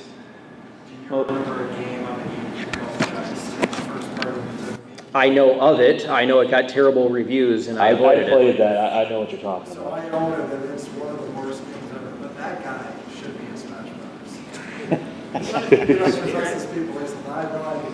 He'll probably show up in spirit mode. Guys, I mean, like, goes hand in hand. Yeah. Yes. Travis touchdown and late for Smash. Travis touchdown, I can definitely get behind. I mean, I'm still hoping for the chorus children. I don't even know where to go with that. They'll probably, I could see him as an assist trophy, honestly. We got 5 minutes, although we don't have anything in this room after us. Please feel free to grab some sugar on the way out. Yeah, we've got a box of Halloween candy we weren't even able to hand out because she got called into work. Full chocolate bars from Costco. She's got tons of cupcakes we can't hope to eat. Any more Are those comments? the apple ones? Yep. Oh, those are awesome. Frosting's a little thick, but the cake is great. Yes. Well, I'm thrilled they're bringing some of the, bigger Final Fantasy games. I'm greatly annoyed that they're not bringing a Final Fantasy game. That was one of my favorites. They did all the other ones. I've heard a lot of people say that. I think from what I've read online is that they don't have like a high def port of Final Fantasy VIII because that game was very FMV intense, and with like 7, 9, and 10 and 12, they had HD versions already made, but 8 never had one. So I think I could see why they're not doing 8 right away, because I think they would have to like go back and remaster like all that FMV. Yeah. I was kind of mad that Cloud got into Smash Brothers without ever having a lead role in a game on a Nintendo system. But I guess I have to let off that now because we're finally getting Final Fantasy VII like we should have had 18, 17 more years ago. Yeah, 20 years ago. They were trying to make it a 64 DD game, but then the 64 DD just imploded. It should have been built into it in the first place. Well, I think the adapter itself was only $100. I have to imagine building it into it in the first place probably would have only driven it up by $80. Maybe there would have been a premium version. 64 launched for... Oh, come on, did I really cut that from my notes? I think it was 250. I remember they dropped the price $50 at the last minute, otherwise I wouldn't have been able to buy a game. But, yeah, $250 sounds right.